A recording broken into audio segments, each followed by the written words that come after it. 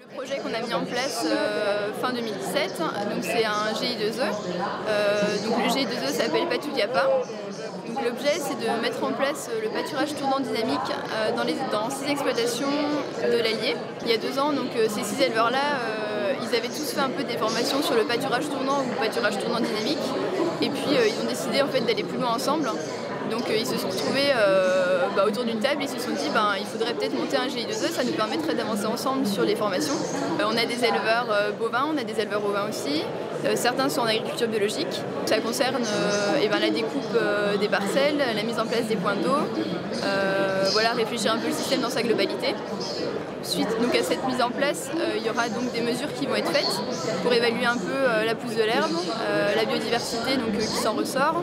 Le pâturage tournant, l'idée c'est de tourner sur les parcelles plus rapidement qu'un pâturage classique. Et le pâturage tournant dynamique, l'idée c'est de tourner toutes les 24 heures. Donc c'est ce qu'on voit surtout en élevage laitier, mais on commence à le mettre en place sur les élevages allaitants. Les garanties pour le consommateur, lorsqu'il consomme une viande issue d'un élevage du GI2E, d'abord ça permet de savoir que l'animal a été nourri principalement à l'herbe. Donc c'est vraiment des animaux qui sont en plein air au maximum de l'année. Ça permet aussi de se dire que les animaux, on a géré le parasitisme par l'herbe, donc ça permet de réduire l'usage des antiparasitaires.